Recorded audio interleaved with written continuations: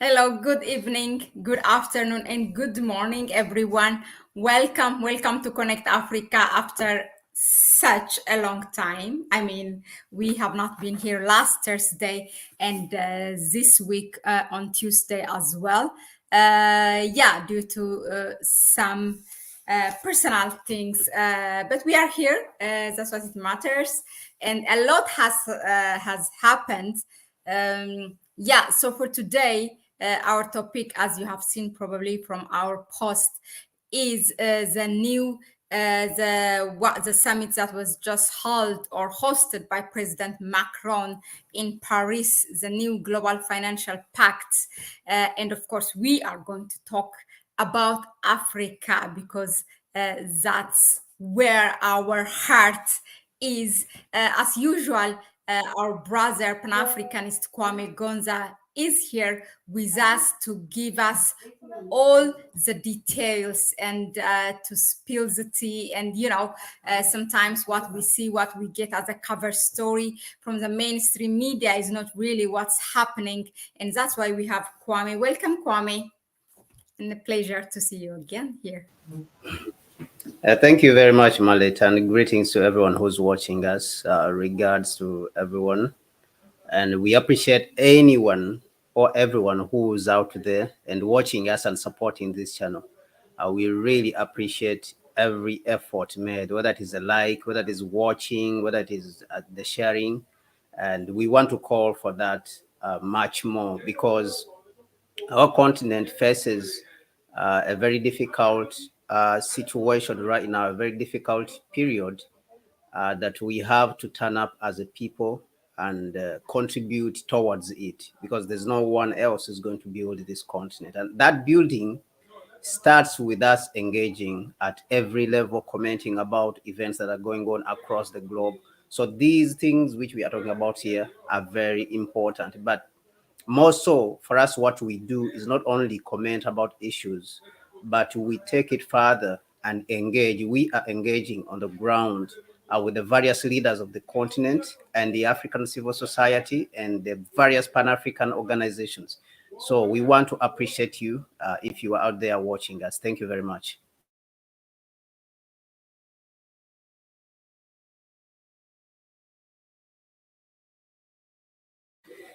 Mahlet, you are muted. You are muted. I do that a lot. Okay, so thank you very much for that introduction, Kwame.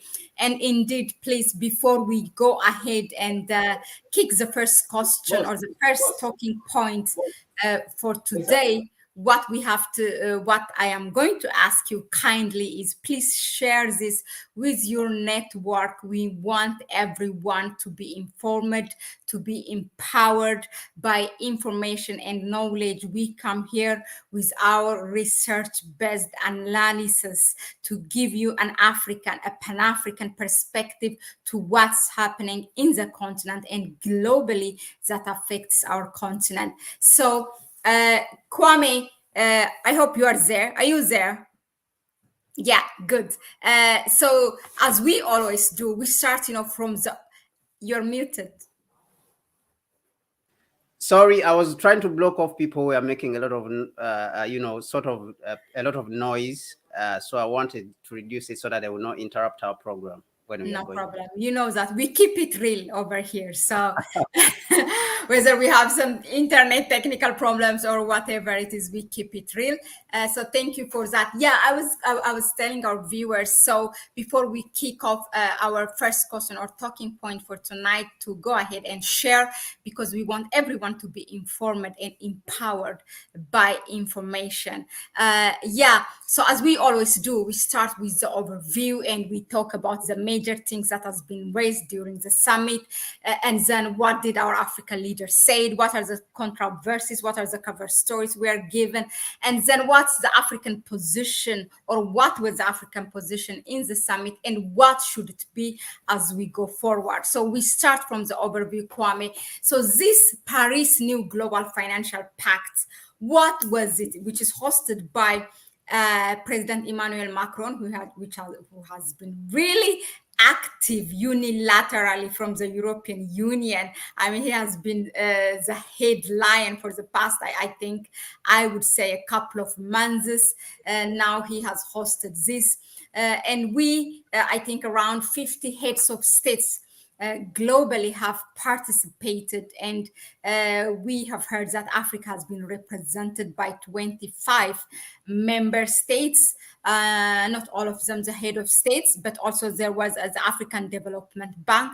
What was this summit all about? And also, who were the major stars? Who we have heard, of course, some African leaders going there, being vocal, telling them directly as it is, with no filter, unapologetically. But we don't know what to take and what to leave. Just tell us about it. Yeah. Thank you much. Thank you very much, Mahlet. Yeah, the Paris Agreement was an interesting, of course, space to for Africa to demonstrate actually what it is feeling even right now, and of course it demonstrates the position that Africa has continued to hold, like the non-aligned position. But that is not exactly what the summit was about, even though Africa was able to a certain extent express itself. The Paris summit was held in France, of course. The Paris new global finance pact, as they called it.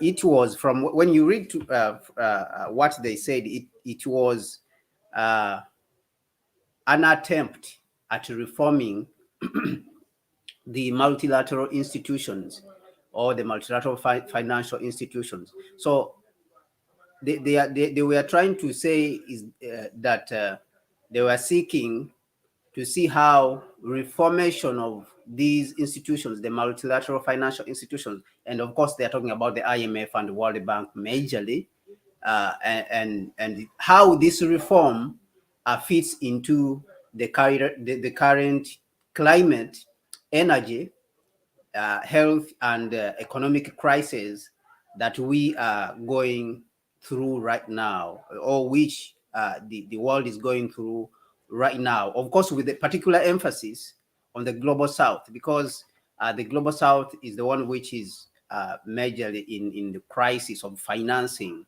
There's a lot of money in the Western world, but in the global south, uh, who have actually not committed so much of the climate pollution, are the ones who actually also who are suffering much of that, the effects of climate change. So this summit was supposed to address the challenges of financing. If you remember, during the Paris Climate Agreement, the developed countries committed themselves, for example, to $100 billion, but they did not, pay that money up to date. They never even remitted a single coin or even a single dollar after that promise. So, to a certain extent, or on one side, it was the global south holding them accountable. And when we are talking about the global south, of course, majorly we are talking about the poor countries, which are still growing, Africa, all of it, India, and of course, China to a certain extent also takes itself as part of the global south, and the Caribbean, Latin America. These are the countries, and some Asian countries which are still struggling, the Thailands and all those. I think Taiwan is better off. Thailand, and all the other countries like Vietnam, which are still struggling, to build up their economies. They are already being affected by the effects of the climate change. If you remember, the United States polluted a lot during its industrialization process in Britain, and now China is also polluting. Of course, the European countries, all of them polluted. So this summit was for these countries to say, now we are making money available for you, the global south, who are suffering these effects. And if you also remember, they have been putting a lot of pressure on the global southern countries. The developed countries have been putting a lot of pressure on the countries in the global south that they should not pollute the environment. Case in example is an example is the East African oil pipeline. If you remember, there has been a lot of back and forth with the European Parliament even passing a resolution which condemns the East African crude oil pipeline.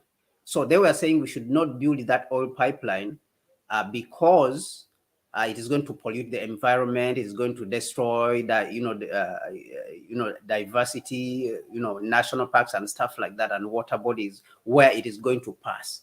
But when you turn around at the same time and ask them for the money which they said they would give so that we can invest in the clean energies which will be able to,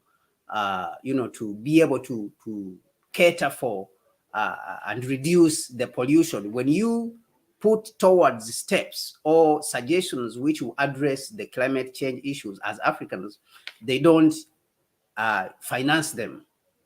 And even at this summit, African leaders came with their own suggestions, actually. But still, the global north, which is the rich countries, of course, this summit was led by France, Germany, and the United States. We saw Janet Yellen was there, even though it was co-chaired with the global south with the Prime Minister, Maya Motley of Barbados. She co-chaired the summit with President Macron. Still, these countries of the global north, or the rich countries, they were not able to make a substantial commitment, and they were not able to honor or even listen to the suggestions which were brought by the global south. So this, on the whole, is what you can look at as what was the result. Of course, there was just minor results, like, for example, as Zambia was able to reach an agreement with the various Western countries, and of course China also was brought on board, because Zambia always a lot of money to China. So they were able to come together, the Western countries and multilateral institutions, financial institutions like the World Bank and IMF. They were able to come together with China and restructure Zambia's debt, so that Zambia would be able to not to pay on time. What restructuring means actually is to shift the payment dates. That is what they mean by restructuring. Restructuring is just a fancy words of saying that you pay later. That's what they are trying to say, but it's just there to confuse people. So Zambia was able to find relief by that debt being shifted. The payment was shifted so that they can use the money to concentrate on the most urgent issues within its country. And the other thing which you can talk of that was sort of achieved was the claim that the IMF and Madame Georgina, I think she's called Christina Georgina. She's a French. I think she's the managing director of IMF also. So she gave a presentation where they said they have made $100 billion of special drawing rights, which belonged to the developed countries. They have given those drawing rights to the global south countries, the poor countries. So in the essence, what they are saying is this: by saying that they have transferred their global, special drawing rights, they have transferred their special drawing rights during the period of COVID and what we have been going through, the Ukraine war, of course, which they blamed, which I don't believe that the Ukraine war has an effect, because they are the ones who are carrying out the war. That one is not on us. But they said that because of what countries have been going through since the COVID period, the various countries across the globe, including the rich countries, they had rights to withdraw money from the IMF at much lower interest rates. So some of them, because they are well off already, they were not able to use that. So they transferred those rights to poor countries who had already exhausted their special drawing rights. I hope our viewers will be able to understand me here. Majority of the global south countries had exhausted their special drawing rights at the IMF. So they were able to withdraw the money which they were entitled to, and exhausted it. By many of them remained still wanting enough money. As you know, in Africa, we have deficit, for example, infrastructure deficit, and we are still growing. So we need a lot of things to be put up, like infrastructure and all other social services, which are supposed to be given to the people. Buying of vaccines. A lot of countries bought vaccines, actually. And when they were buying these vaccines, actually, they bought it from the same Western corporations, the same Pfizer and Moderna, the same Western companies. So the money actually, which was being given to the African countries as special drawing rights for buying COVID vaccines, did not come even to Africa. That money just went back to the same rich countries, the United States and European countries, who were selling these vaccines. So those special drawing rights, which belong to the rich countries, now have been made available to the poor countries, and to the tune of $100 billion. So this is the achievement. But when you talk of the solid demands, or the solid, necessary changes, or what the Prime Minister Maya Motley called the transformation, we need to come out with a transformative solution out of this summit. When she was opening her speech, this was not achieved. President Ruto was saying we need to form new institutions for us to be able to have equal rights in these institutions. Those were not achieved. President Ramaphosa was talking about the resentment, that Global South countries have regarding, for example, the COVID issue. Those were not looked at.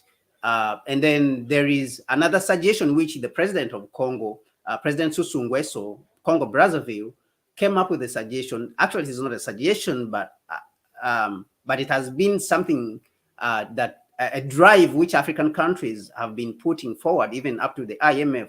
The construction of the Inga Dam, on the Inga Falls in the Democratic Republic of Congo, and this would produce about 70,000 megawatts of power, which will be used by more than 15 countries across the African continent. And this, of course, would help to mitigate the problems of, which come with climate damage, the climate change. They would be able to address the climate change issues, but these were not looked at, because this dam would, according to the cost estimate is around $80 billion. So these were not looked at. The suggestions which Africa came with, they were not looked at in essence.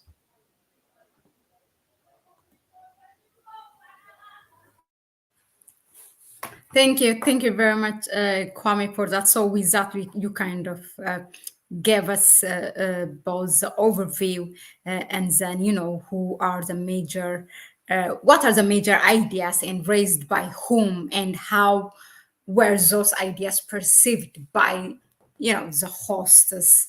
Now, from the things that were repeatedly raised or mentioned is that the Ukraine-Russia war and also the pandemic COVID-19 as a main challenge or a bottleneck in terms of the global as a bottleneck. Now, how true is this? Was this really a problem? Was it really a problem, as they say, as they said in the summit? Yeah. So actually, at the summit, there was a lot of speakers, interesting speakers, and majorly, I think the stars of the summit were, I think, the African leaders, the global South majorly, because if you look at people like the Prime Minister Maya Motley of Barbados, you look at President Ruto was very firm, like I mentioned.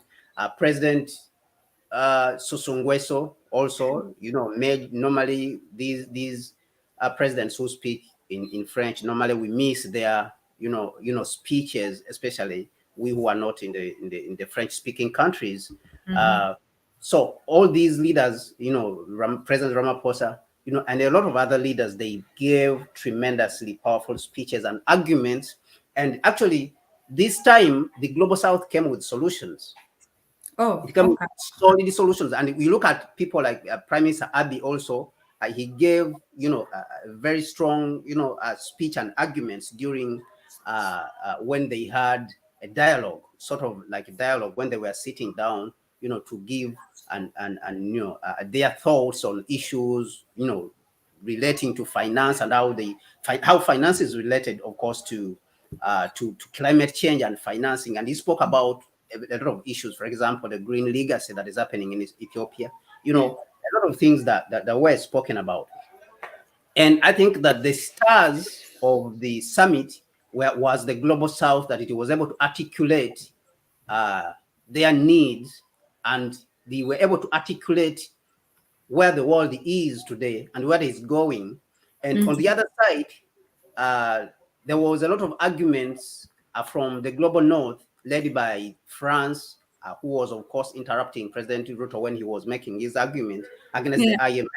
And even you could see that when President Ruto was making his argument, the I think it's like the managing director. I don't know whether it's the new managing director who was appointed of the IMF, who was appointed by Biden. Is an Indian man. I don't know. He's called Sanjay something like that. He's an Indian man. He was very uncomfortable when President Ruto was, President Ruto was saying that we don't really need the IMF and World Bank anymore. We need new institutions where each of the countries have equal rights. We don't want institutions where a group of people, a few people, have rights, have oversized importance. And when they created actually these institutions, we were not there. So they apportion the rights to themselves. They apportion to themselves rights to voting rights in these institutions, and we are on the side just begging. So you could see that the IMF guy, the new managing director, was shaking his legs, and he was showing that he's really not comfortable with what President Ruto is saying. And then you could see Macron pushing back. You see, so the argument He from the wanted to global. come in the middle even, but I like how Ruto continued to talk. Now, go on. Yes. And even he said that Macron, let me tell you, stuff like that. Emmanuel, stuff like that. So he was able to make his case. Okay. So the case made by the global north was really not that compelling.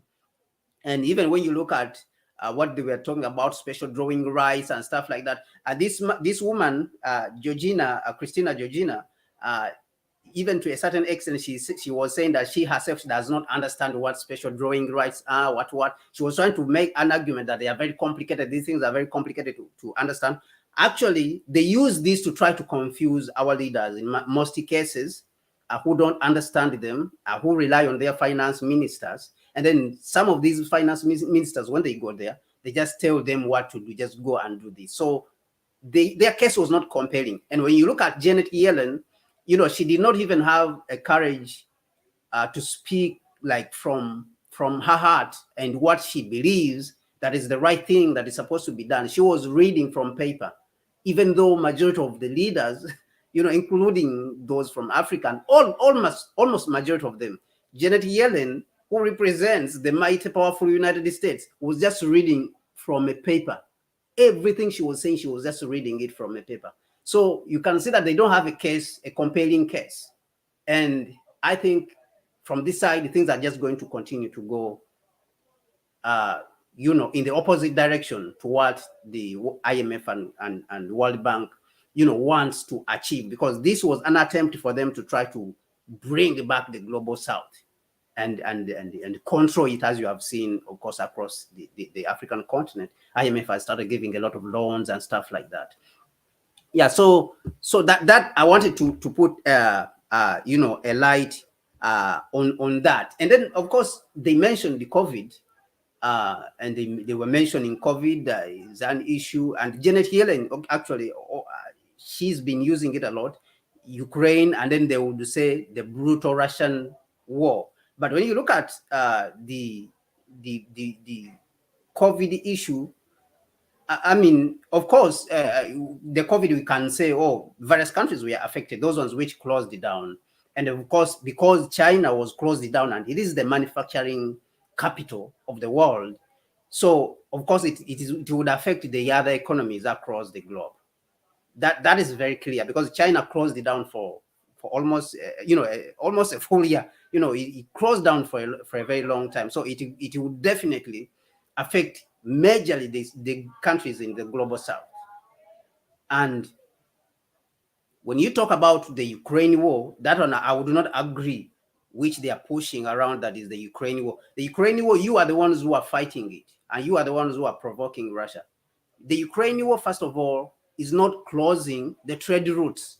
So there's no way you can say that the brutal Ukraine war is affecting trade, is affecting supply chains across the globe. It is not, because the trade routes are not closed. You people are the ones who are pouring weapons into Ukraine.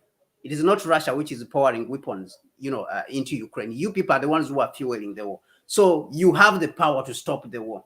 So you cannot make that argument that is the Ukraine war which is affecting, countries and stuff like that. That argument, which has been bought especially by supporters of the West, people like President Nana Addo of Ghana, and even when the people in Ghana have rejected that, that's not an argument which you can make for your mismanagement of the economy. I think people like that, they are just lying outright, because the facts tell us otherwise. The Ukraine war, Ukraine is not the Suez Canal where trade is passing, is not the South China Sea where trade is passing, but rather you people in the global north are the ones who are fighting this war. It's not we, the global south, who are fighting this war. So they should stop the war. Russia has said it wants to negotiate, to come to the table and negotiate and stop the war. They are still pouring weapons in there. So I think these arguments can only be made to the gullible people who don't understand what is going on. But if people understood what is going on, I think they need to stand out there and tell them that you people are the ones who are fueling the war. Russia said it wants to negotiate. So don't tell us that Ukraine war has affected supply chains and so on. So you need to face the mismanagement in your house, in your country, if you have mismanaged the economy.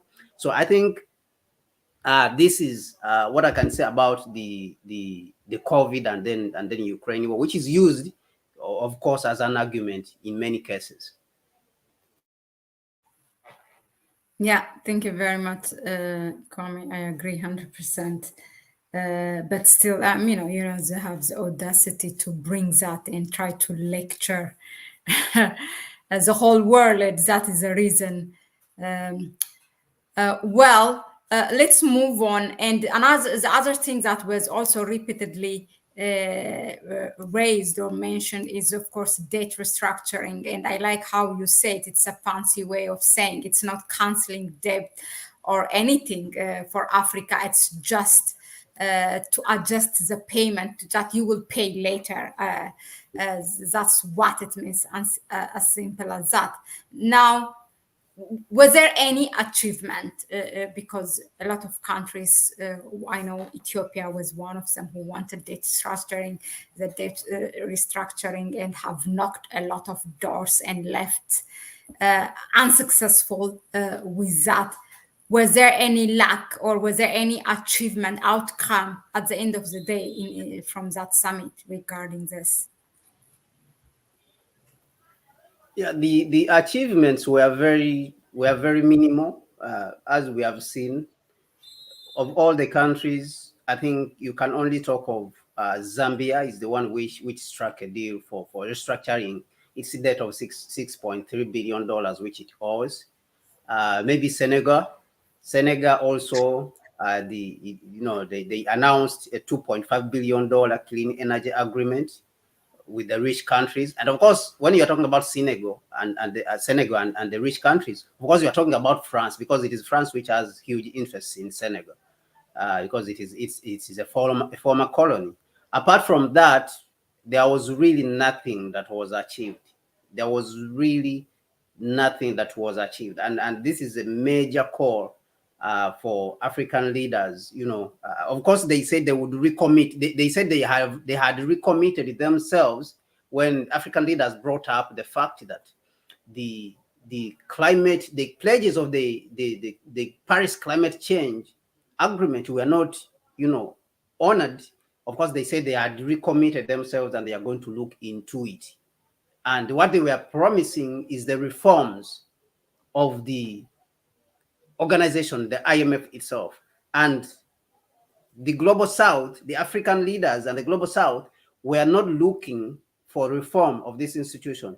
They were looking for the transformation of this institution into an institution which is democratic, where everyone has equal shares in it, whereby the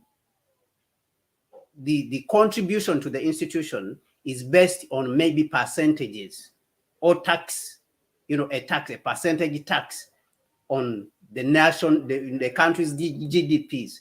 These were some of the suggestions which the Global South came up with. Let us tax each country's GDP in percentages to contribute to the IMF and the World Bank so that all of us have equal rights in the institution. And it is very surprising that the same people who are always talking about democracy, they don't want these institutions to be democratic. You see, they do not want these institutions to be democratic. So the other countries, of course, they asked for debt restructuring, and it was not achieved. So in the whole thing is that it was just, you could say that it was just a waste of time for African countries to go to this institution and to go to this summit, this particular summit. And I think that Africa needs to start chartering a new way. And it is good, like countries like Egypt, Tunisia, Angola, Ethiopia have already applied into the BRICS to try to join the BRICS so that they can have access to the new development bank of BRICS. So I think this is the way to go, because the thing is that these people themselves, they do not have the money. The United States does not have money. Just a few days ago, a bridge collapsed and a train fell, which was carrying sulfur in the United States. So they really don't have money. That things are collapsing in the United States itself. Demonstrations in France, a lot of trouble. Economies are shrinking. The British economy recently came out that it is facing a lot of trouble right now. So I think African leaders need to understand that there's no Father Christmas out there. And like President Magufuli said, these people are not your uncles or your aunties that you should be going there to be begging and asking for money, but sit at home and think about what to do. Think about how to attract high value investments. Think about how to work together as African countries. Okay, if you have problems accessing money from these financial institutions, what is the other options? Have you called your smartest people in your continent and sat them down to ask them, what should we do as Africans, as a continent? Let us call our people as a continent and ask these questions. Other than that, I really don't see solutions with the IMF and World Bank. And we have seen that such a summit that is supposed to be productive, achieved very little to nothing. Very little to nothing. There was no new direct commitments to Africa that they are going to finance this and this particular infrastructure, or say an infrastructure which was put up by President Sassou Nguesso and President Senghor, seconded by President Ramaphosa, of $80 billion of the Inga Dam. If you are talking about climate change and you don't want us to pollute, then finance this project. And even President Ramaphosa said it, that this is where we are going to test and see whether you people are serious about what you are talking about. If we cannot come out of this, actually, that was the speech which was given by President Ramaphosa. I would like us actually to take one day and analyze this speech and play it word by word and be talking about it. Because I've seen a lot of people do this, but I think we should do it ourselves. We need to analyze some of these speeches word by word. We play it, we stop it, and we talk about it. So you see, President Cyril Ramaphosa mentioned that if we come out of this summit when you people have not committed yourself, then it means that you people are not serious. This is where we are going to see that you are serious about what you are saying or you are not serious. And so when the summit ended, there was no commitment towards the Inga Dam of $80 billion, which will provide electricity to will provide electricity to 15 African countries, 15, producing around 70,000 megawatts of power. There was nothing.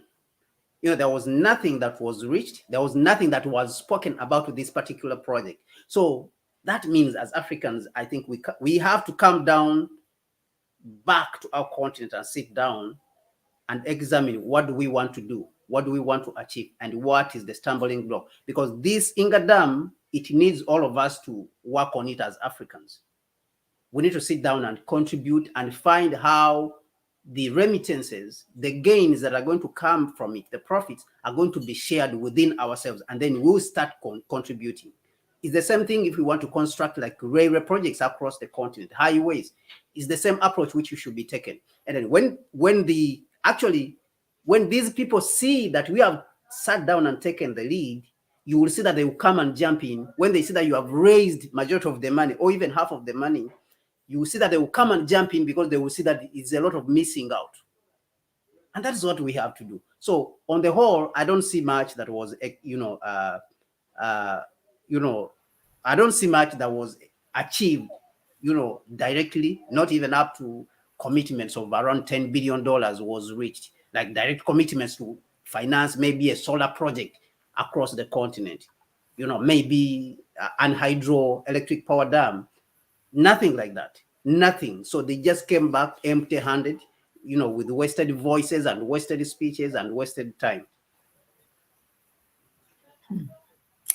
Sad, thank you very much. Definitely, I would agree. I mean, the Inga Dam is, by the way, it's one of the flagship projects of the Africa We Want, or Agenda 2063, which should be financed by Africans, just like Ethiopia is building its own dam.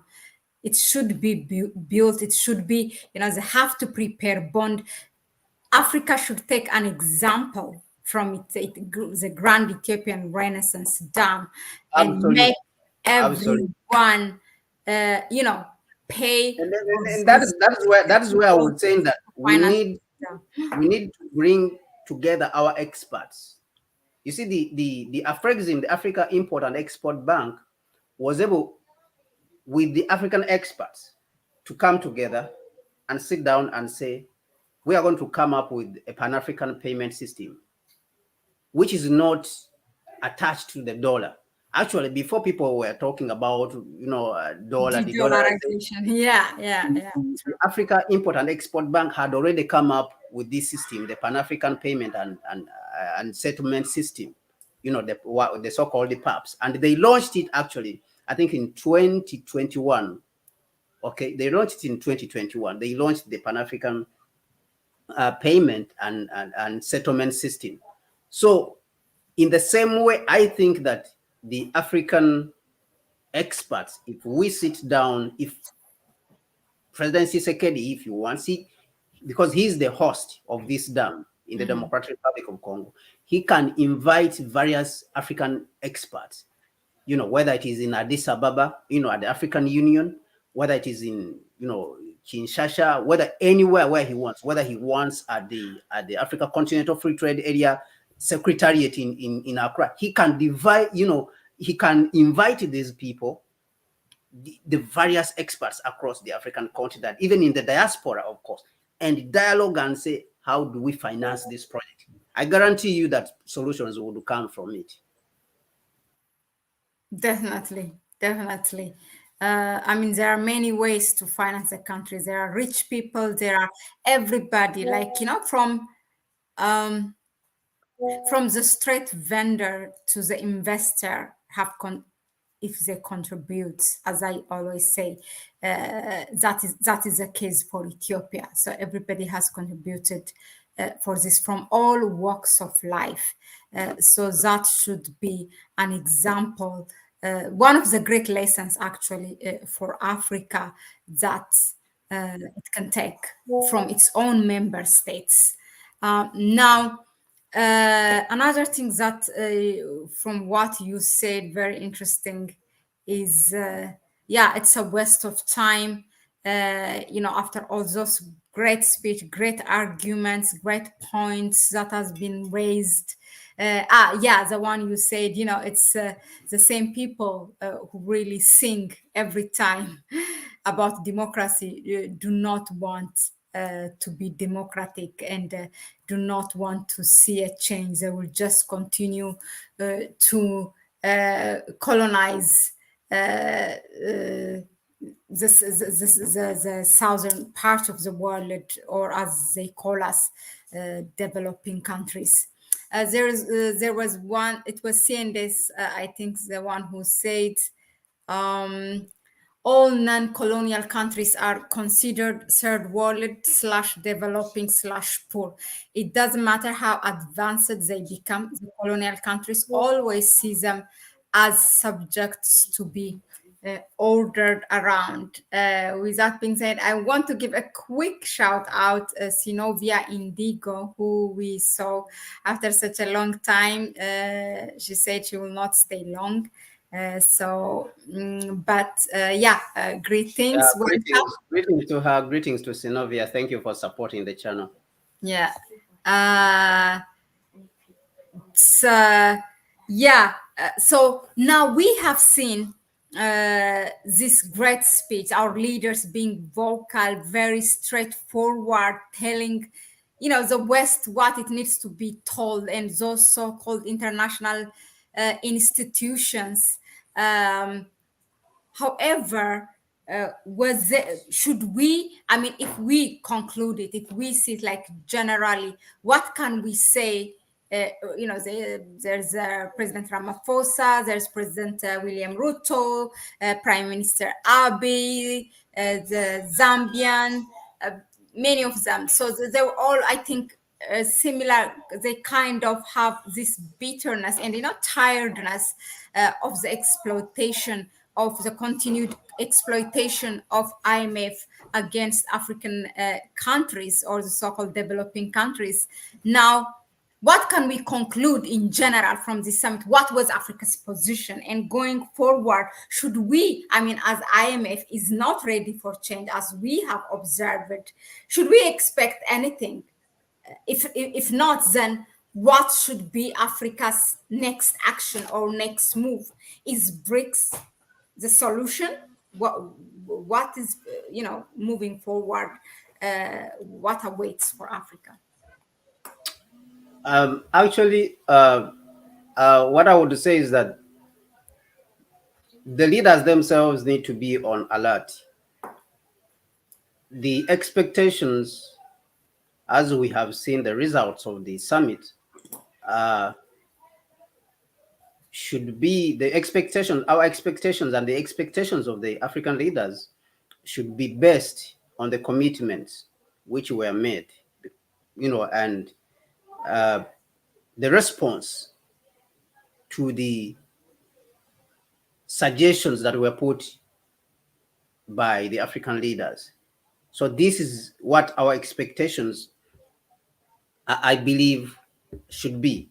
What we have to understand is that the IMF is trying to reintroduce itself on the African continent. And why?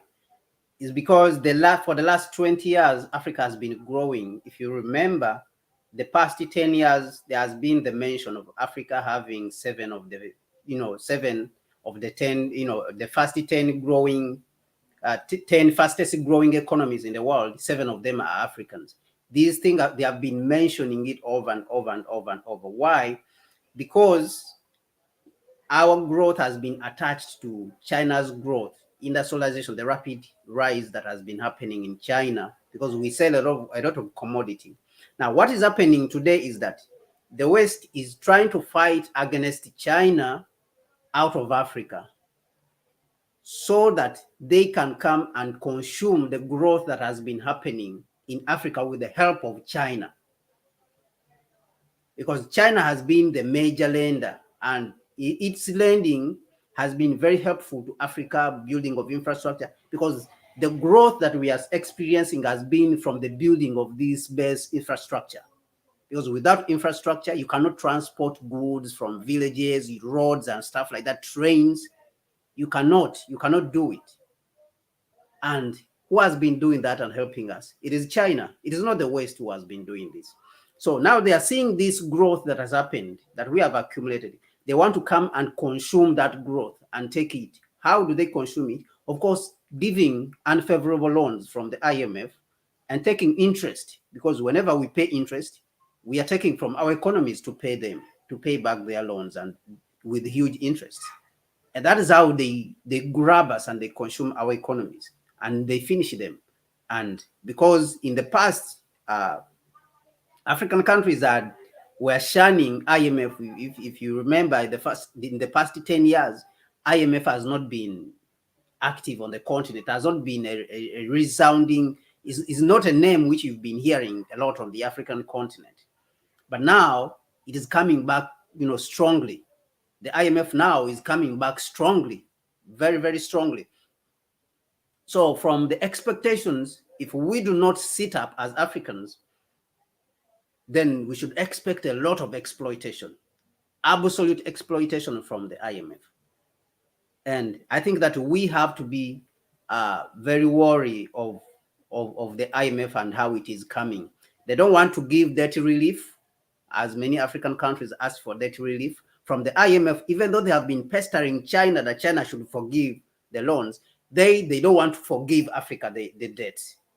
Many African countries, they asked for debt relief at this summit, and many African countries have been asking for debt relief from the IMF. They do not want it. But the same people, they are pestering China to forgive the debt. And like we have seen, IMF holds 77% of Africa's debt. IMF and the Western institutions, they hold 77% of Africa's debt. These are the people who should be forgiving Africa the debt. But they don't want to do that.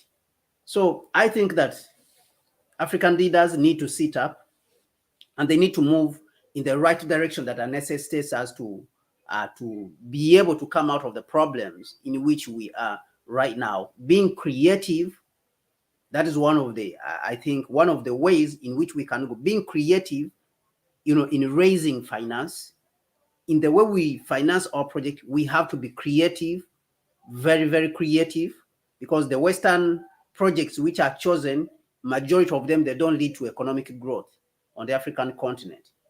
The IMF loans, they have not led to economic growth since the 1970s. And instead, they impoverished the continent until China came on the scene. We were being choked and life was being taken from our countries and our economies. So I think that there has to be a new engagement. We have engaged with the world. We have engaged with the Americans, the Europeans. We have engaged with the UK, Indians. We have engaged with Turkey. We have engaged with the Russians. Of course, the Russians, Russia-Africa summit is coming up even very soon. We have engaged with the Chinese. I think we have to re-engage with ourselves.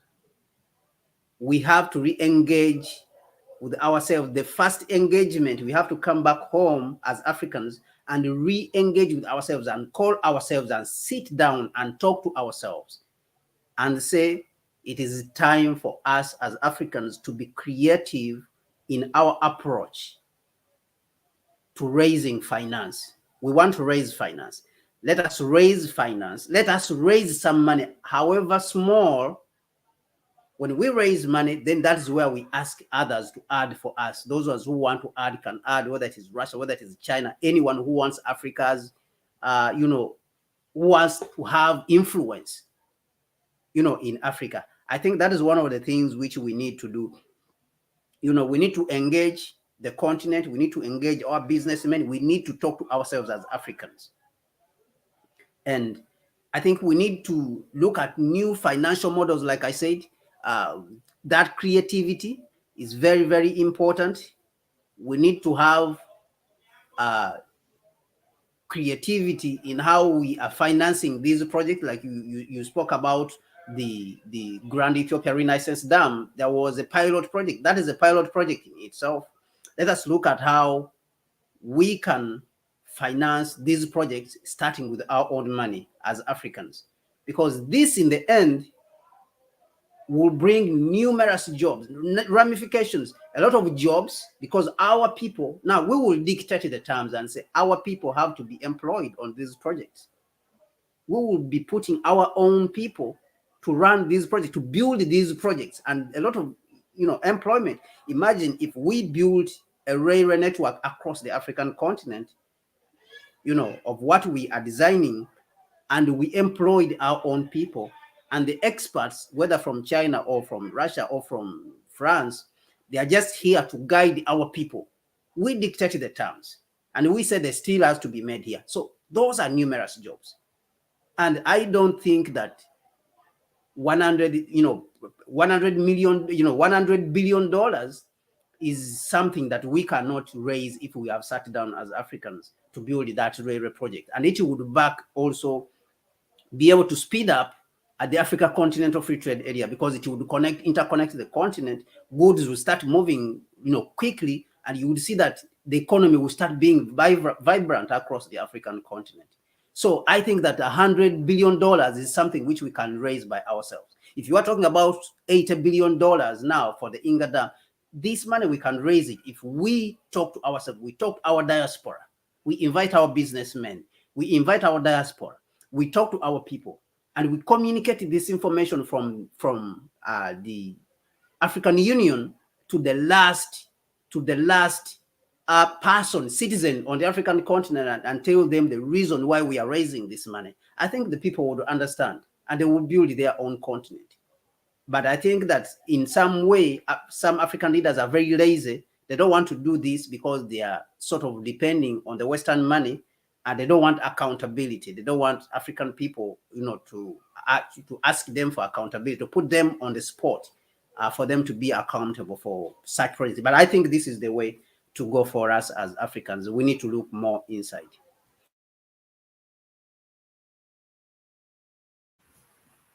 Thank you very much, Kwame. That was indeed powerful. I really like, I will quote you for saying, it's time for Africa to re-engage with itself, with its own people.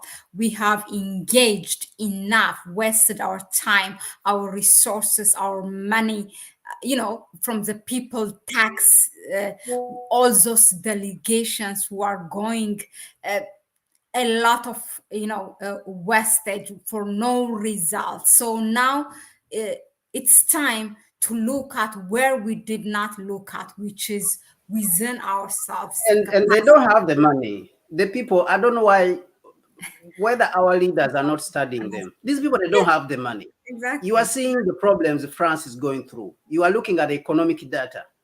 I mean, you are seeing the United States, the problems it is going through.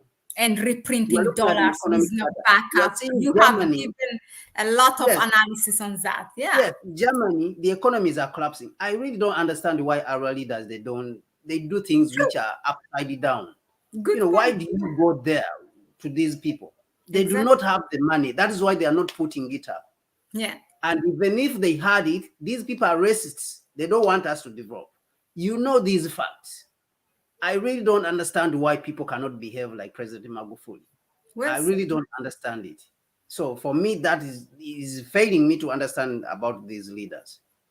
Exactly. Yeah. And it's hard to believe that they don't have such a smart, who is their economic advisors not to do their research. I mean, it's really hard not to believe that, like, I don't know. It's very simple on the face what the West is going through, and you still hope, go and beg, and you blame them not for not giving you the money. Yeah. It is what it is. But just to be clear, how much money is needed to build the Inga Dam? It's around $80 billion, and it is at estimated cost of $80 billion. And building a railway line across the African continent a triangular network, which I have, of course, a suggestion, which is called the Africa Railway Triangle Network Master Plan. It would take like around $100 billion. The Inga Dam alone would take around $80 billion. Okay, Mm-hmm. 80 Mm-hmm. billion. Because I believe that if you subcontract certain people, maybe like from China and stuff like that, you know, of course they would do it for you at a discount because it is a huge project. Mm-hmm. And if you look at, if you are talking about the train, the train, if we built a train network across the continent, around $100 billion, you know, around 20,500 kilometers across the continent, it would take us that much amount, even less, if we build it at a discounted rate, you know, from various countries which are already manufacturing railway stock trains. Rail stock means rail stock means the trains, the cars themselves, the trains. So if you look at countries which are already manufacturing, and if you bring it and have that partnership that they should build those vehicles from here, and then the steel, they should use our own steel from here. We should set up steel manufacturing here, because setting up steel factories is around $100 million. Even $100 million, you can set up a steel manufacturing plant or you know, to manufacture and refine bauxite and stuff like that across the continent. You know, various parts of the continent, like in Sierra Leone, you know, Guinea, all these countries which have a lot of bauxite that can be used in making steel. You can talk of Uganda, that side. You can set up another factory there which is going to manufacture steel, and all this steel will be used across all the network. So these are things which can be discussed, you know, if people sit together and if leaders are serious about what is supposed to be done. But the Inga Dam is around $80 billion. Yeah, somebody is asking here also 80, yeah, 80 billion. Yeah, you know, the Ethiopian project, I think I really, yeah, the Grand Ethiopian Renaissance Dam it was costing during when it was started. Maybe Mallet, you can even put it on the section down where they put comments, and it will be moving down. I don't know whether you know that. You mean the The Inga street which yes, Inga Dam, you know, 80 is equal to estimated cost. Inga Dam estimated cost is around $80 billion, and it would supply around 70,000 megawatts to around 15 countries.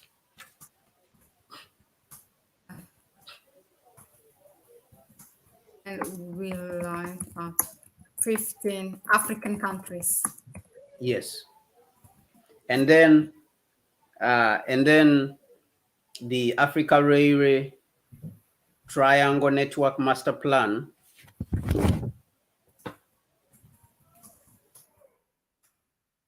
Maybe, yeah, you can write it.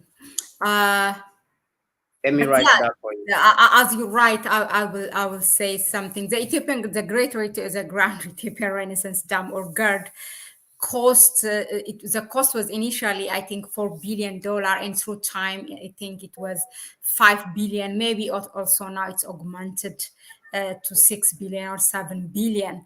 But all that was up to now, at least it's covered by Ethiopian. So I'm sure 80 billion. Imagine a continent that has around 1.7 or 1.2 in the continent, or am I making a mistake?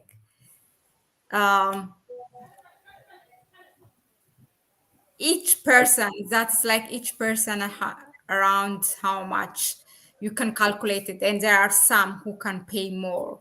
The richer people can pay more, and the African Union should not be lazy. You know, at least it can organize and mobilize to finance this and force member states, you know, to Yeah, pay. so you can come up with some creative, Yeah. you know, you can come up with some a creative means, and of course you present it to African heads of state. Because if you are the chairperson of the African Union Commission, I mean, you are supposed to be creative because you are representing a whole continent, and you should tap into the resources which are on the continent. I mean, the human resources.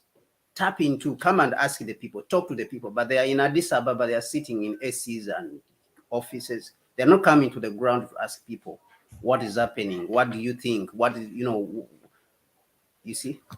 So it's unfortunate. The Africa, the A, I've seen that the A, you did not put it there. The letter A, Africa. Ah, Yeah. let me do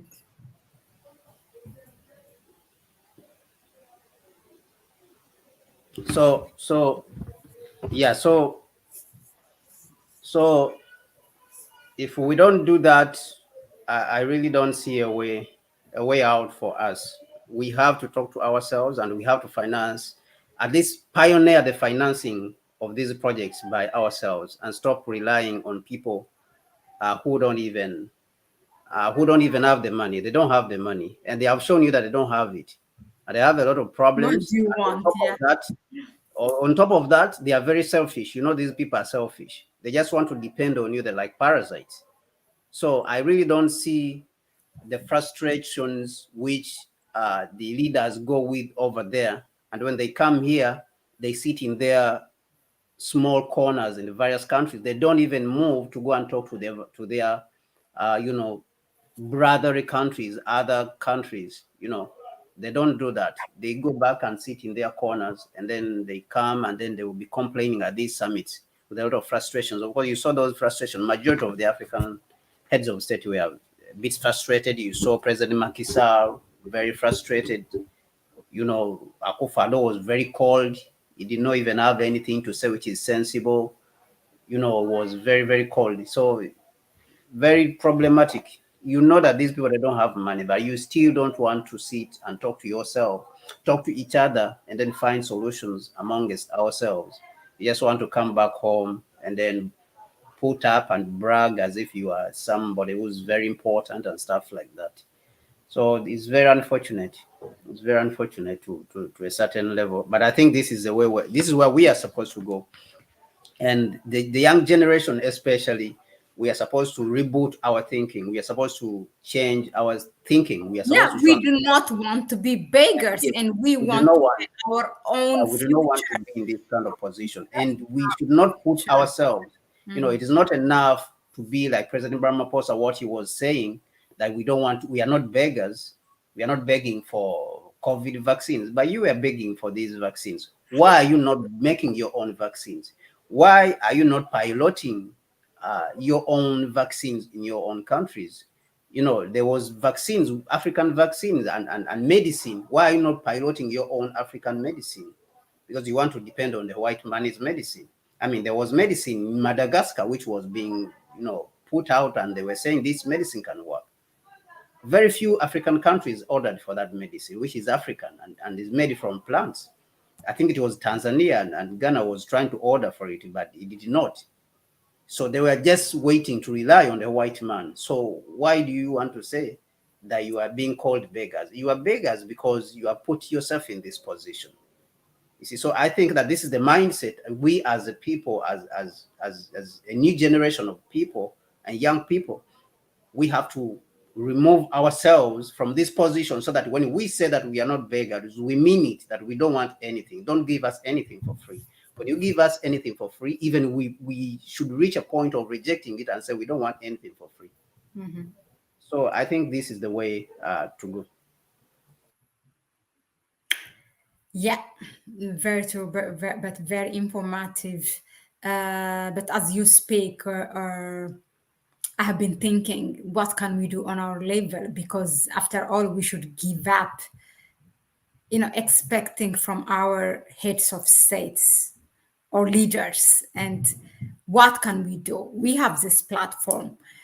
How can we mobilize, really? How can we put that plant, that seeds in people's mind in this generation, that it should invest in its own future? It cannot be beggar following its forefathers' footsteps or our, uh, our leaders' footsteps. And they are deciding for us right now. They are putting a debt for the next 5, 6 generations that we can't even pay off. Can't we say no? Don't we have a voice?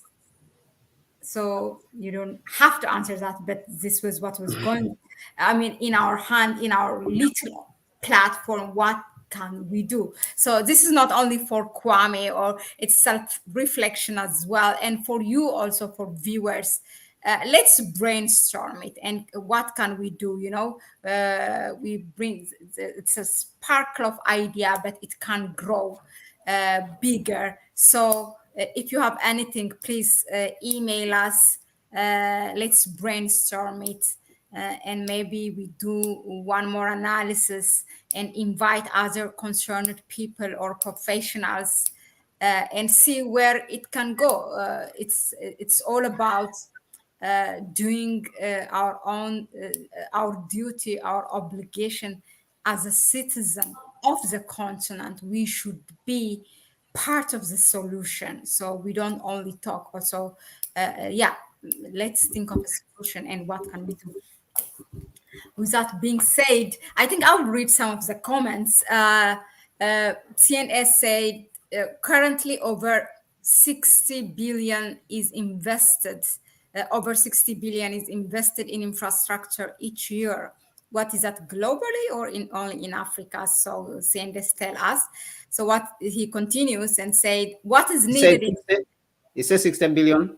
60, yeah, 60 Yeah, billion. so actually Africa, even with that investment, it is not enough because Africa has an infrastructure deficit of $200 billion, up to $200 billion a year. So that is how much is needed. We need about $200 billion to be able to take care of Africa's infrastructure problems, rehabilitation and building new infrastructure, of course. But that money is not anywhere.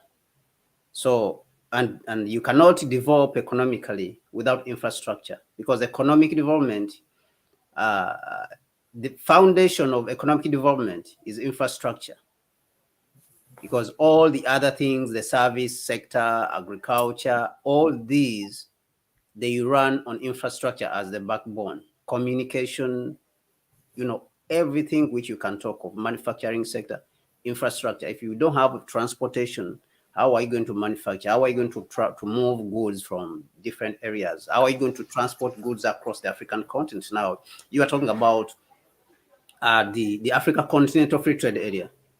But if you cannot build $100 billion railway network, then what Africa Continental Free Trade Area are you talking about? Because you cannot move goods across the continent on planes. You cannot move it on. It's not sustainable. It's not sustainable that way. So I think that we need to rethink even all the way in how we are approaching the way we are approaching our development as Africans on infrastructure level. We have to rethink the way we are engaging with ourselves. We have to rethink the way we are engaging with the world. We have to rethink it. There's nothing that is there that you can say is satisfactory on the African continent. The way we do manufacturing, the way we do our exploitation of resources, extraction of resources, and how we are selling our resources, all these things need to be revisited. And these are things which are not being talked about. What did President Magufuli do? Revisited the contracts, the mining contracts. And these things were able to help to save money for him to invest in infrastructure. Huge infrastructure. In a period of 5 years, it is not possible even to do what he did.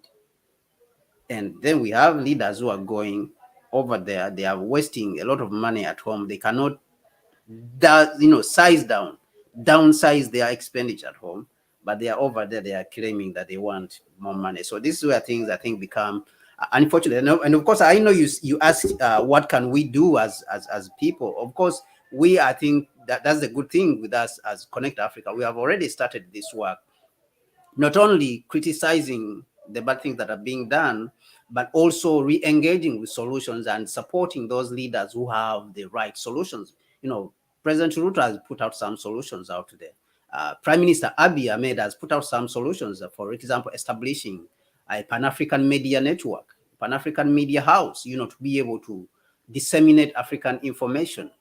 But very few people have taken it. These are some of the good ideas that need to be supported, and I think such leaders need to be written to and encouraged that this is the right way to go. We support you. You need to go ahead and push this initiative towards the other African leaders. We will be here to help to support you. President Ruto, brilliant ideas. When you look at what he spoke about at the Pan-African Parliament, the ideas he put on the table of Africa being able to manufacture the steel here on the African continent, so that they will not pollute. They will not use ships to carry the bauxite to send it to the United States or China to refine it from there. Why not refine it from here with clean energy, which is being done? So those things are not being done. So I think that Connect Africa, I think we are doing a good job, of course, with other organizations. And if you support us also, I think this also energizes us. If you are out there, you have different ways of support, then you have to come and support our channel so that we can be out there on the front line, because not all of us, not all people can be on the front line to do this kind of work. And we are already working with the PLO Lumumba Foundation and majority of other organizations like the Africa Continental Unity Party, a lot of other organizations which we are working with. So I think that you need, if you're watching, you're out there and you're watching, you need to come out and support what we are doing. Thank you very much, Mahlet. Thank you very much, Kwame. Yeah. Black said here, seeing the richest continent, this poor is heartbreaking. Yes, indeed, it's heartbreaking. But we are saying there is a solution. It's not only negative, it's not only dark. I mean, there's a light, but at the end of the tunnel, there is a light. There is definitely a light.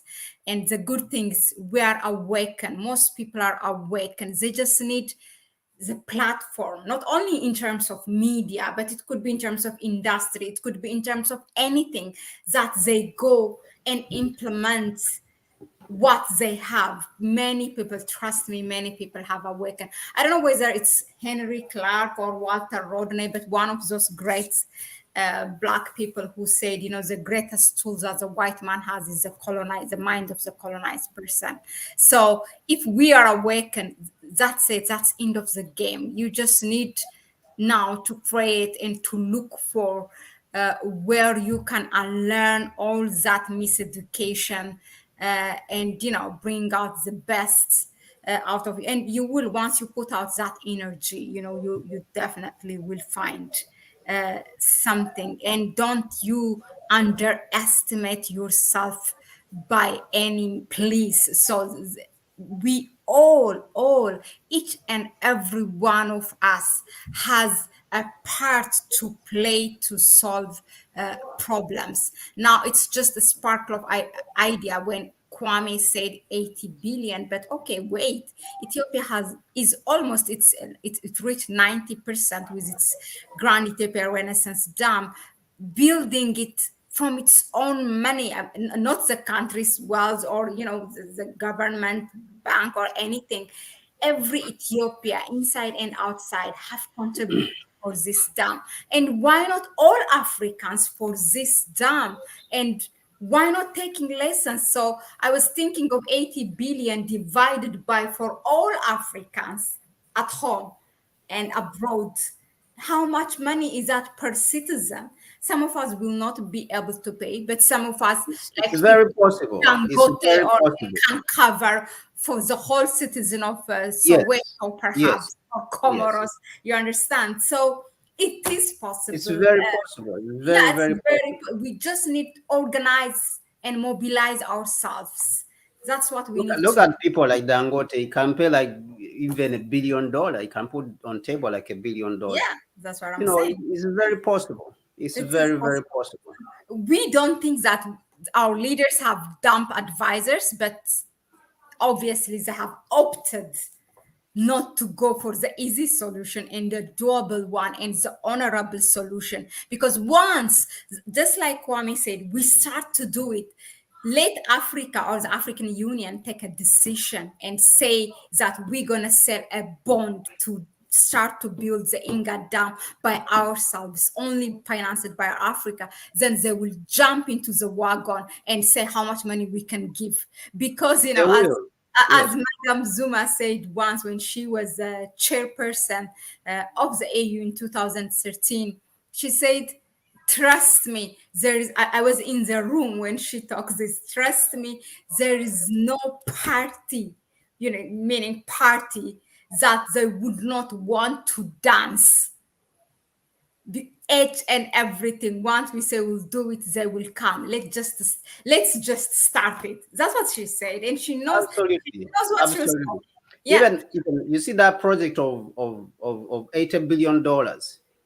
If you raise even $20 billion, you will see people start coming, putting up money, because they will know that they are going now to miss out. The way you have started and the way you are going, they are going to miss out. They are seeing they are going to miss out. You will see the United States coming to put up money. You will see Britain coming to put up money. You will see France coming to put up money so that you can accomplish the project. Why? Because they want to have a share of the project.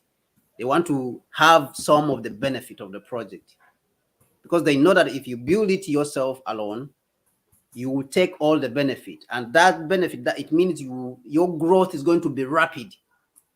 You are not going to have normal development. You are just going to have rapid development, economy growing at 15% and going upwards. Because if you accomplish this project alone, you are going to power industry Yeah.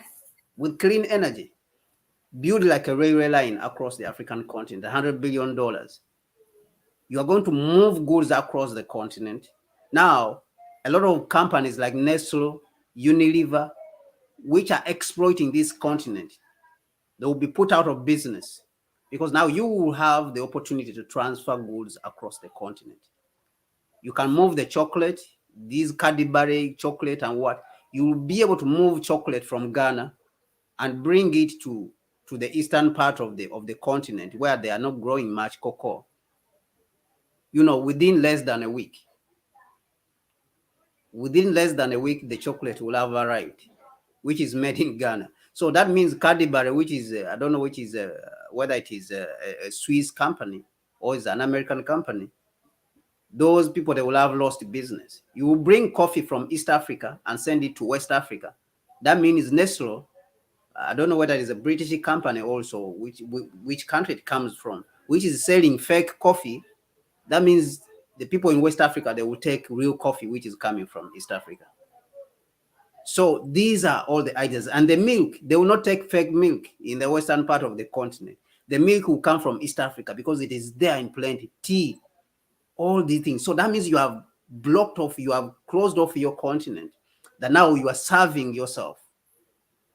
You have blocked off that money which has been flowing out of the continent, and people will be rich, will start growing rich. So this is how far these infrastructure projects can take us as Africans. They are very, very important. And if we start, they will come by themselves, because they will see that they are going to lose out. When they see this loss that is coming, they immediately will jump in. But the problem is that majority of the leaders, they sit down and they want to think that everything is supposed to come from outside. And then they sit there, they have been brainwashing them and telling them it's the private sector, private sector. So they think that they are supposed to sit down like dummies and wait for the private sector. And which private sector is the West? That is the private sector. That is another name for the West. Private sector is the West. They are the ones who are supposed to come in and exploit your resources, and you sit down just watching. But I think if we start, like Madame Zuma said, when we start, they will come by themselves. Yeah. Definitely. Thank you, CNS, for correcting me. It was Steve Biko who said the greatest weapons in the hands of the oppressor is the mind of the oppressed. I read his book, and as I said here in the comment section, I used to think Steve Biko, like in the back of my head, I feel like he's my uncle. I really fell in love with that person. Oh my God. In such short life, how many things he has done. But really, thank you very much. So we can discuss the whole night or the whole hours about this, but trust me, something you guys are, it doesn't matter, we are 3, 4, 5, 10. You are our witness. So let's brainstorm it. And I think we can do something. That being said, yeah, Kwame, this Africa Railway Triangle Network Master Plan, I heard once we had a session here about the African Continental Free Trade Area, and you kind of have, I don't know if you did the whole presentation of the PowerPoint. It's your own project, isn't it? You muted. Yeah, so the project is an idea which I came up with, and I have the pictures and everything, of course, but I'm still doing research on it. But of course, we have already come up with the estimated cost, and what we are looking at. We are gathering enough data now. Of course, however much it is justifiable, these people who are sitting in high places, who are sitting in high offices like the presidents, they still need you to come and tell them that this is a bankable project. This is a justifiable project. This project, if we invest in it, we will be able to achieve this and this. We will be able to achieve these numbers. So that means you have to write down to justify, what you are saying that this project is, will be able to benefit the continent in such and such a way with the figures. And you tell them that when you put down this, $100 billion, you will be able to recoup it in less than maybe 10 years, in less than 5 years. This project will be able to pay for itself, in less than maybe 15 years, stuff like that. So that is what they want to see. So that is the information which we are trying to put together. It is my pet project, and I'm still trying to gather information and put it together. No, very interesting. Really, that's it. That's what we are talking about. He, like Kwame, did this whole thing by himself to solve problems. So first of all, I advise put something, I don't know, register or anything before somebody take it and do it, use it for something else. But then if there's anything, yeah, you have heard it, you Black Siendes in the Sinovia, if you are still here. There's Ambassador Jasmine as well. You all have heard what Kwame said. So that is really, it's like the Inga Dam project, but this one is a railway, which can be used for many things. That one is transportation, movement of people within the continent. The other one is also transportation of goods, which can be incorporated or complement the AFCFTA, the African Continental Free Trade Area. So the AU should kiss your hand and bless you and work with you. But again, yeah. So we started our topic with what just happened in Paris, hosted by President Macron, the new the global financial pact, if I'm not mistaken. If I rephrased it or wrongly, I don't know. But we have raised generally the overview, the major issues that has been raised. What were the things raised by our heads of states? What was Africa's position? What Africa should do going forward? What was IMF's response on the spot for those things that has been raised by Africa and the Caribbean, or in general the global South? We have discussed all of that. So please, as soon as this stream is through, share this video within your network, please. If you support us through our PayPal account, that is good. Also, what is a must is for you to share this video with others. You cannot just keep knowledge to yourself. That's not something we support. We want to share information and knowledge to empower each other. That's why we are here. Please share it. Yeah, something you shared, it's for us to share or for me to have it? Yeah, so that is just the route which we have drawn, where the train is going to pass, where the railway line is going to pass. So that is why we call it the Africa Railway Triangle Network Master Plan, because it's like a triangle which connects Africa to Wow. to the East African Ocean, or what these other people call the Indian Ocean, and to the north in the Red Sea, and then also connects to the what they used to call the Ethiopian Ocean, what they call the Atlantic Ocean currently, but they used to call it used to be called the Ethiopian Ocean.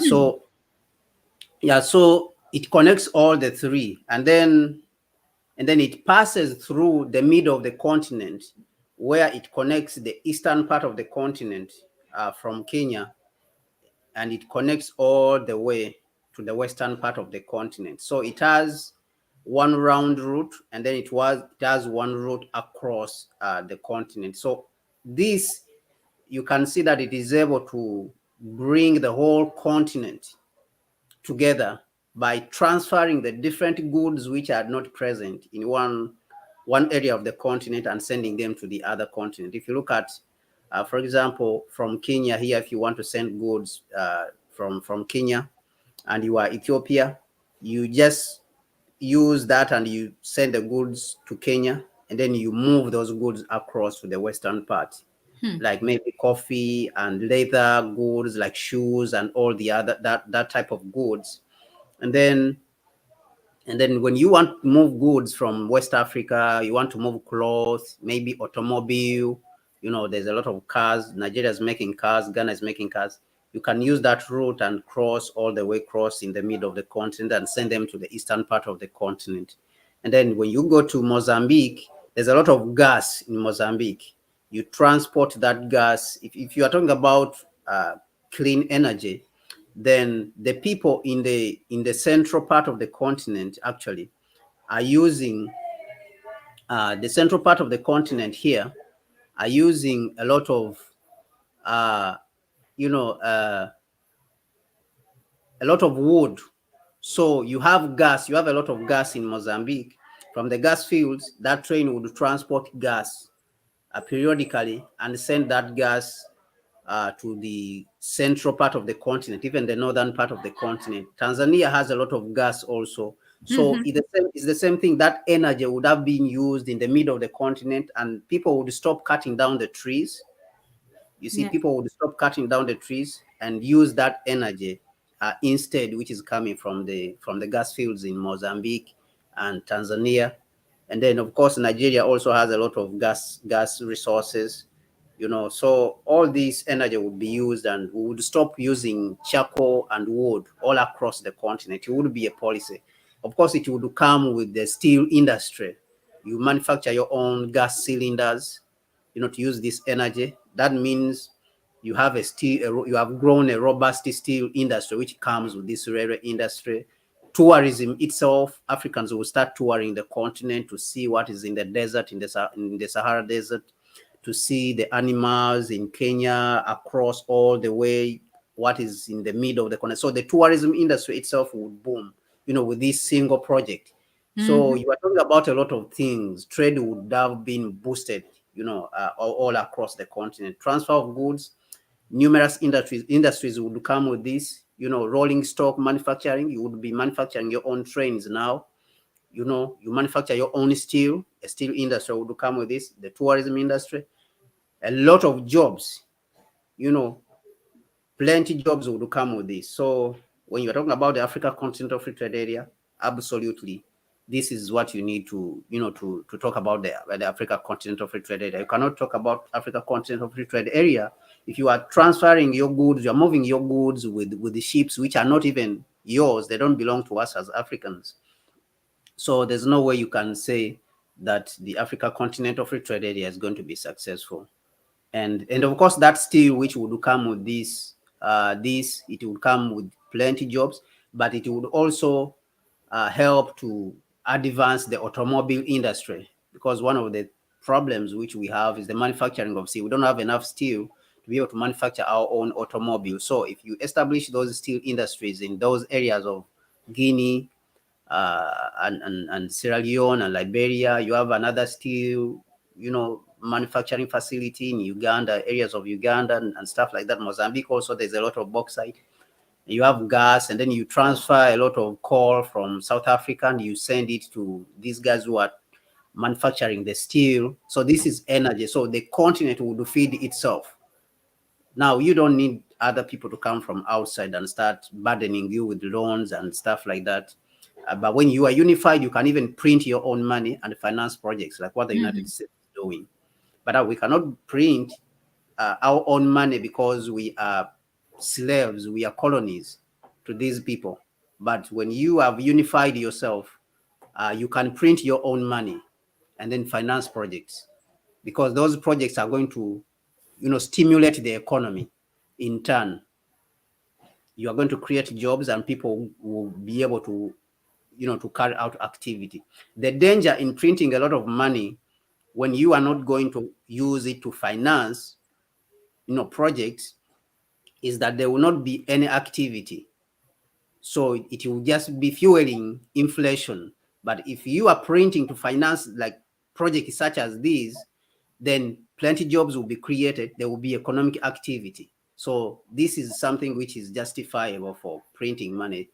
Printing money is not supposed to be printing just for printing, but you can print when you are financing like huge projects which are going to do stimulation, economic stimulation. They are going to be stimulants. I don't know if you Yeah, have. which can be considered as a Yes, backup, although yes, it's not a direct, literally gold, yes, but the yes. project in the future will generate money. Yeah, so that is, printing itself is a source of financing, but you have to be in a certain position to be able to take advantage of printing, and you cannot be fragmented like how Africa is. You have to be unified. I think you have heard of the United States where it was talking about stimulus package, which they gave out during the COVID period to the United States. They were talking about stimulus checks of $1,500. They printed money and they gave it to their people. Majority of the majority of the American households, all of them, they got those stimulus, the so-called stimulus checks.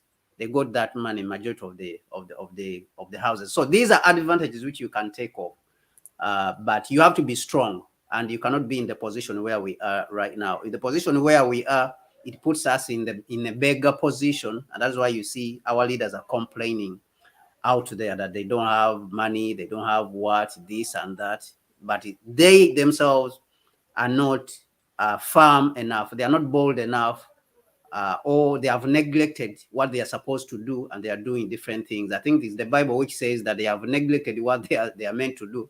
They are doing different things, and they are doing things which are not necessary. I think it's the Bible which says somewhere. So it is sort of like that for the various African leaders in some way. Yeah. Let So me that is, just read that is out what. one of the concerns that our viewers has while you presented this project. He said, Black said, the problem is the West will soon start breeding all sorts of terrorists along this train route. Yeah, of course you have to be strong. All these are the challenges which are going to come with us trying to be strong and develop. You see, China is going through its problems when the United States is trying to challenge it so that it will not surpass it economically by a huge margin. It wants to suppress China. So these are the challenges. If you are trying to talk about building a strong Africa, then you have to brace yourself for the challenges which are going to come.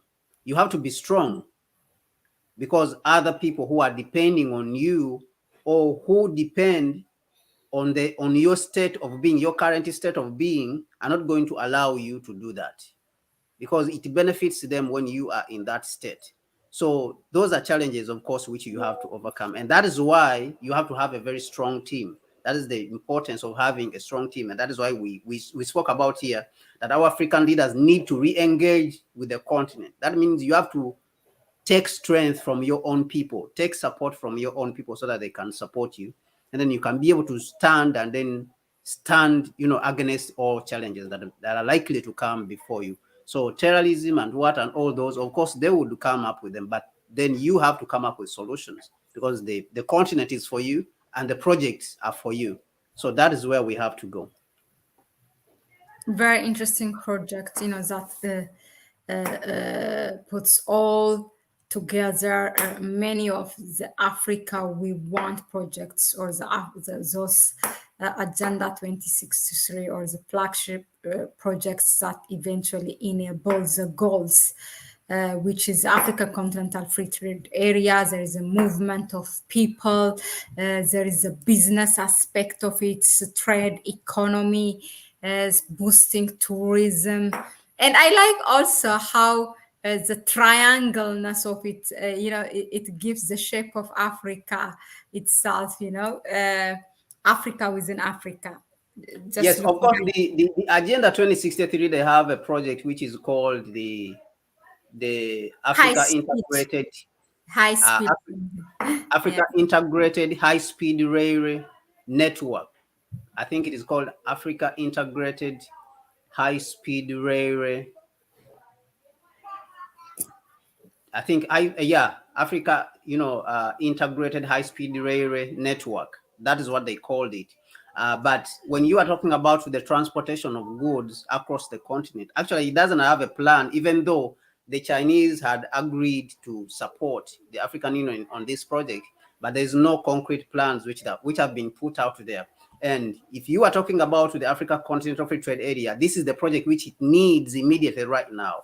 And you don't need the high-speed train for you to transport goods across the continent. What you need is a medium-speed railway network. You don't need a high-speed railway network. High-speed rail is for passengers mostly, but if you are talking about stimulating trade and tourism, then you are talking about medium speed. That one can be able to meet all the needs. You can even put passengers on it. You can, at the same time, put goods on it, and they will be able to reach, in time. They will be able to arrive in time.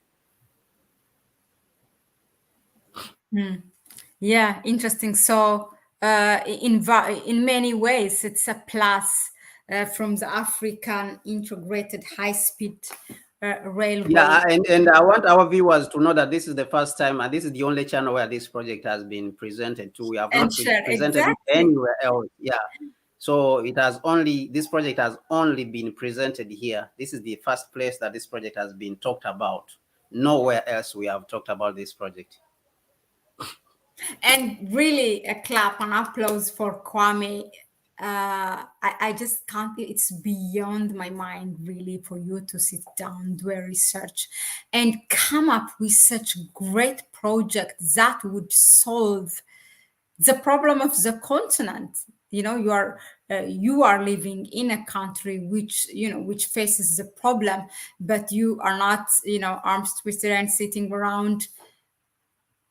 You are part of the solution. This is how we should be. This is what we are talking about now. I'm very interested in this project. This is like part two of our it's not all planned, but we like also to be spontaneous. Now, the African Integrated High Speed Railway Network, they say it will connect 16 landlocked African countries. This one, it's mostly West and Eastern countries. How many countries in total? Maybe you have said it. Yeah, this one would connect more than 34 countries together. It passes through 34 countries. That big red line in bold in the middle is what? Yes, all of it, it passes through all the route, around and even in the middle, it passes through more than 34 African countries. So out of the out of the 55 countries. So that is more than, I think that is more than 2/3 of the continent. That is more than close to 66% of the continent. Exactly. Mm. Now, just out of curiosity, why leaving out the northern southern part? It was No, impossible. is already connected. So There are some these touch we have points. not left them. We have not left them out. We just want to bring goods to a region where they are accessible to other parts. So the northern, like you can see, we have not left it out. You can see that it is connecting Libya. You can see that Algeria is connected. And you can see that it's passing through Mauritius. And the other thing is that when you look at southern part of the continent, they Mhm. already have a functional railway network. That's why I wanted to Yes, they already have a functional railway network in South Africa. So if you put goods in Mozambique, the South then African railway network can easily pick them up you and can be send them sure to South that Africa. all the Easy. SADC members can get it. Okay. Yes, easy. It can easily be done, easy. And here in Angola, it is already passing there. The countries in Namibia, Botswana, they are already connected to South Africa, so it is not really a problem for them to have goods. If those goods are coming from the north and you bring them to Mozambique, it is very easy for them to have them. And South Africa brings those goods to South Africa from Mozambique. The railway network brings them there. Those goods can easily be accessed by these two countries which are not touched by the network, like Zambia. Botswana and Namibia. Is only Botswana and Namibia which are not touched by the network. But even though you see Botswana, because the network is already passing through Zambia, Botswana can pick the goods from Zambia, can pick the goods from Zimbabwe, because the network is already passing through Zimbabwe. So Namibia can pick those goods from Angola because the network is already passing through Angola. So stuff like that. So when you come to the north, it's already passing through almost all the countries in the north, apart from Morocco and the Western Sahara. But you Yeah. can see that we are passing through Libya, we are Egypt. passing through, we have touched Algeria, we have touched Mauritius. So those others they can pick, and Morocco already also has a very functional railway network. So I think it would be easier. But Mauritius is the one which has been suffering a lot. That is not very much connected to the other parts of the continent, because it has a lot of desert. It has a lot of desert and doesn't have a lot of green compared to the southern countries. So that means Mauritius needs a lot of food from the southern part of the continent. So these are the problems which you want to solve. And Algeria, of course, also you take goods from the south and stuff like that. Gas, you take gas from Algeria and you serve it downwards. Also, these countries, Chad, Niger, they need some of these energy resources. Libya already, Egypt. So almost it passes in majority of the African countries. Just a few countries where it is not passing. A quick question. What was the intention for you to come up with this project? I like to hear stories, the motivation, the intention. Yeah, so the motivation is of course we want to contribute to our continent. We have to contribute. I want to contribute to my continent. Number two, they are talking about the Africa Continental Free Trade Area. Is no way you can say that Africa Continental Free Trade Area is going to be functional without goods. I mean, President Ruto recently mentioned that to for you to transport goods from Kenya, Mombasa to Tema in Ghana, it took him 3 months instead of 3 weeks. Why? Because the ships don't belong to us. The ships went somewhere else before they went to Ghana. So the goods under the pilot project of the Africa Continental Free Trade Area, uh, which was a testy project that is supposed to transport goods from the east to the west, it took 3 months instead of 3 weeks. And if you are talking about a train, I don't think it would even take it up to 2 weeks. I think within 1 week, the train, a mid-speed train, would travel from Kenya within 1 week and reach Ghana and send those goods. So You are talking about the Africa Continental Free Trade Area, and of course, this project also would continue and connect the whole continent together. You see, if we are talking about unifying the continent, of course, different people have different approaches. And myself, I don't agree with even the approaches of starting with trade, because we are supposed to look at the political aspect of it. But because people justify the different methods, like let us start with trade, let us start with regionalism, and the regional economic blocks, regional economic communities, which is called the REX, of course, you can play along those lines and come up with solutions in that area. Yeah, so, but it would be a very good project to bring together Africa itself and Africa starting to work together, on a very serious note. It would be a very good project to boost the various things which we have mentioned about. Plenty jobs, huge amount of jobs will be created in the tourism industry.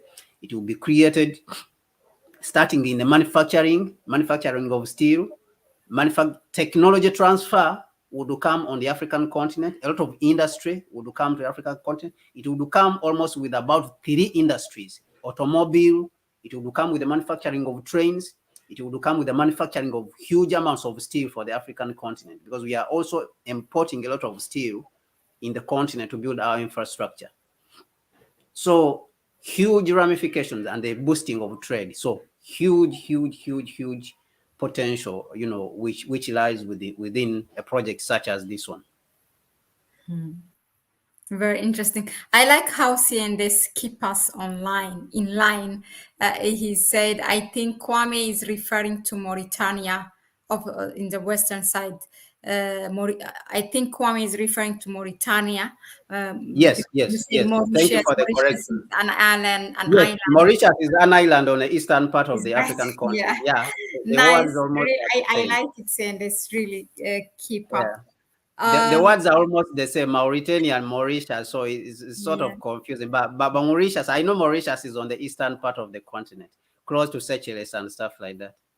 Now, what are the challenges you are facing currently, really, to go forward and do what is Yeah, needed? of course, when you are carrying out feasibility studies and you are collecting data, you need a lot of time. Number one, of course, that one I can try to find it, but you need other people to help you, and you need resources. You cannot Mhm. carry out those studies to collect all that information which you need if you don't have